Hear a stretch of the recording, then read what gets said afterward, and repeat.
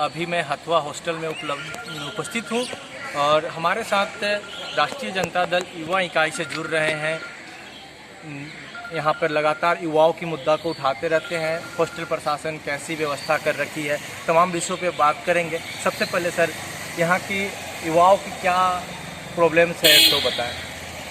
देखिए, पूरे बिहार के युवाओं का समस्या है बेरोजगारी, अशिक्षा एवं तरह तरह के जुल्म के शिकार विद्यार्थी और नौजवान हो रहे हैं। जी, सरकार का कोई भी जो है युवा के प्रति किसी भी तरह का योजना या बहालियाँ जी, नहीं हो पा रही है, जिस कारण युवा बेहाल है। लगातार सड़कों पर देखते होंगे युवाओं का आंदोलन होता है, बेरोजगारी की समस्या को लेकर लगातार सरकार के खिलाफ प्रदर्शन होता है। लेकिन उसके बदले में सरकार क्या कर रही है? सरकार केवल लाठियों से और गोलियों से जवाब देने का काम करती है। जी, ये इसी कारण से बिहार से माइग्रेशन भी हो रहा है। लोग दूसरे जो है राज्य में जा कर के कमाने के लिए जाते हैं, जहाँ पर जो है रोजगार का अभाव है, कोई कंपनी नहीं है। और पटना विश्वविद्यालय जैसे सम्मानित विश्वविद्यालय में प्लेसमेंट सेल का अभाव है, जिस कारण बेहतर एजुकेशन प्राप्त करने के बाद भी छात्र बेरोजगार रह जाते हैं। बिहार के लिए दुर्भाग्य है। मेन है मुद्दा है जो प्लेसमेंट नहीं हो पाना। जैसे पटना यूनिवर्सिटी की जो इतिहास रही है वो बहुत ही गौरवपूर्ण इतिहास रही है। क्या वो इतिहास कहीं धूमिल हो रही है प्लेसमेंट नहीं हो पाने के कारण? बेरोजगारी, इतनी अच्छी शिक्षा मिलने के बावजूद भी युवाओं को रोजगार न मिल पाना, का सरकार इसमें पूर्ण रूप से विफल है?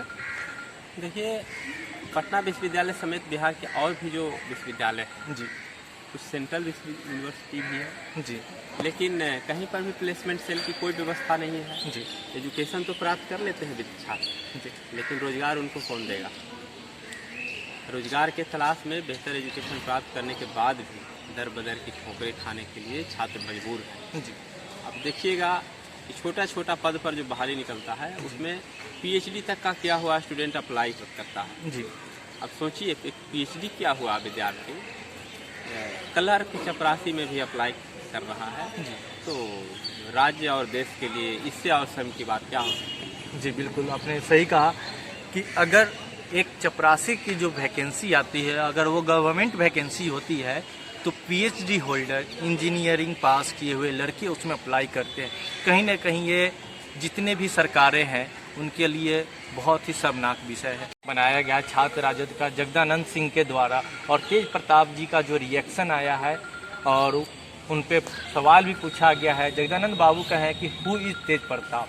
तो सर, कहीं ना कहीं पार्टी में फूट दिख रही है आपको? देखिए, राष्ट्रीय जनता दल पार्टी का जो गठन हुआ है जी, तो समाजवाद के बुनियाद पर हुआ है। जी, और समाजवाद, समता, सेकुलरिज्म, ये मूल सिद्धांत है। जी, हम समझते हैं कि माननीय तेज प्रताप यादव और तेजस्वी यादव सभी इस सिद्धांत को मानते हैं और पार्टी एक परिवार है। सब लोग एक साथ बैठेंगे और किसी भी प्रकार का विवाद नहीं रहेगा, सब परिवार एक हो जाएगा। और राष्ट्रीय जनता दल बिहार में बेरोजगारी का सवाल हो, जातीय जनगणना हो, सभी मुद्दों पर मजबूती से लड़ रही है। और नेता प्रतिपक्ष माननीय तेजस्वी यादव के नेतृत्व में बिहार में बहुत जल्द सरकार भी बदलेगी और समा बदलेगा, लोगों को रोजगार मिलेगा। आप लोगों को याद होगा, राष्ट्रीय जनता दल के मैनिफेस्टो में तेजस्वी यादव ने वादा किया था कि पहला कैबिनेट की मीटिंग में 10 लाख बेरोजगारों को रोजगार देने का काम करेंगे। जी, तो इतना बढ़िया आइडियोलॉजी लेकर तेजस्वी यादव चले हैं। तो ये तो चोर दरवाजे से सरकार को बनने नहीं दिया गया, बेईमानी करके सरकार बनी है। तो सत्य आज न कल जो है जीतेगी, सत्यमेव जयते। हम लोग इसी आस में हैं तेजस्वी यादव मुख्यमंत्री बनेंगे और बेरोजगारी जैसे जो सवाल है नौजवानों के साथ में, वो सभी सवाल समाप्त होंगे।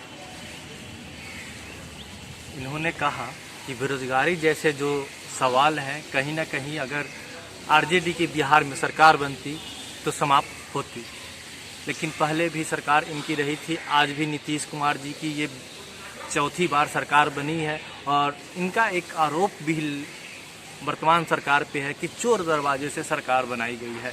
अब सत्य क्या है आप सभी जानते हैं। बने रहे युवा हित में, और बहुत बहुत आभार व्यक्त करता हूं आपका कि आपने युवा हित में समय दिया और युवाओं की बात को रखी। बहुत बहुत धन्यवाद। धन्यवाद।